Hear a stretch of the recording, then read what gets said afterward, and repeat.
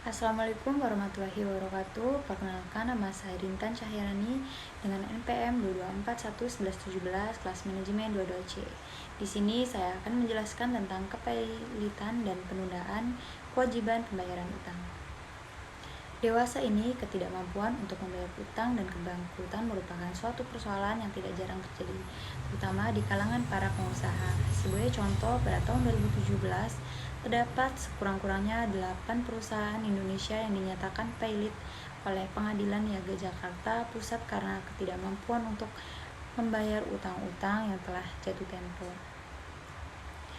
Dampak atas putusan pailit terhadap perusahaan-perusahaan tersebut tidak dirasakan oleh para pengusaha, namun juga oleh pihak-pihak lain yang bersangkutan atau yang disebut sebagai para stakeholder seperti karyawan, konsumen, supplier, masyarakat, serta kreditur.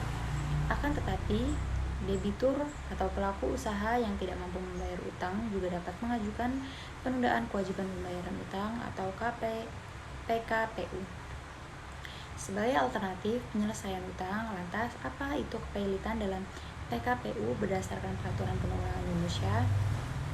Definisi kepailitan dapat ditemukan dalam Pasal 1 Angka 1 Undang-Undang Nomor 37 Tahun 2004 tentang kepailitan dan penundaan kewajiban pembayaran utang, yaitu sita umum atas semua kekayaan debitur pailit yang pengurusan dan pemberesannya dilakukan oleh kurator di bawah pengawasan hakim pengawas.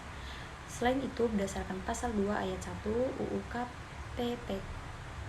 KPKPU, pelaku usaha atas atau debitur yang tidak mampu membayar utang dapat dikenakan putusan pailit oleh pengadilan baik atas permohonannya sendiri maupun atas permohonan satu atau lebih krediturnya.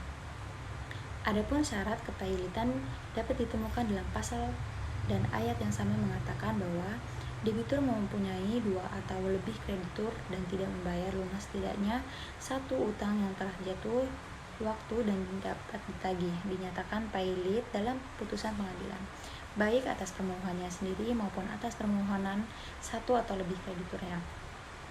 Dari pasal 2 ayat 1 KPU tersebut dapat terlihat bahwa syarat-syarat untuk dinyatakan pailit secara normatif hanyalah 3, yaitu adanya utang yang tidak mampu dibayar debitur, terdapat lebih dari satu orang kreditur, dan salah satu piutang di antara para kreditur telah jatuh tempo.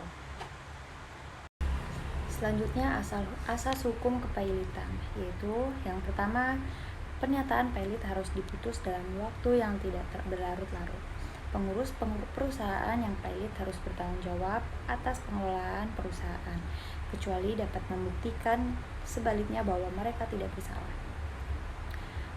Dimungkinkan utang debitur dilakukan restrukturisasi sebelum diajukan permohonan pailit. Selanjutnya, kriminalisasi terhadap kecurangan debitur. Tujuan undang-undang kepailitan memberikan forum kolektif untuk memilih milah hak-hak dari berbagai penagih terdapat aset debitor yang tidak mencakup untuk membayar utang, menjamin pembagian yang sama dan seimbang terhadap harta debitur sesuai dengan asas pari passu, mencegah agar debitur tidak melakukan tindakan yang merugikan para kreditor, melindungi kreditur konkuren untuk memperoleh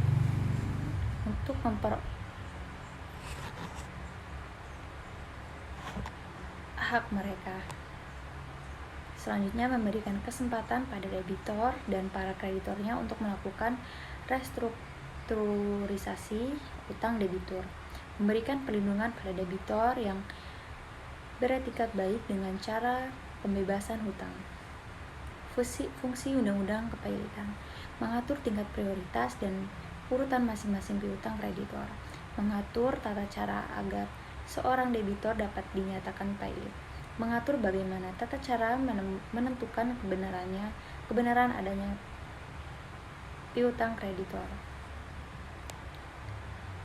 mengatur sahnya piutang atau tagihan kreditor, mengatur tata cara pencocokan atau verifikasi dari tagihan kreditor, mengatur bagaimana tata cara pembagian hasil penjualan harta kekayaan debitor sesuai prioritas dan urutan masing-masing kreditor, mengatur tata cara perdamaian yang ditempuh oleh kreditor dengan para kreditor dan sesudah pernyataan payment.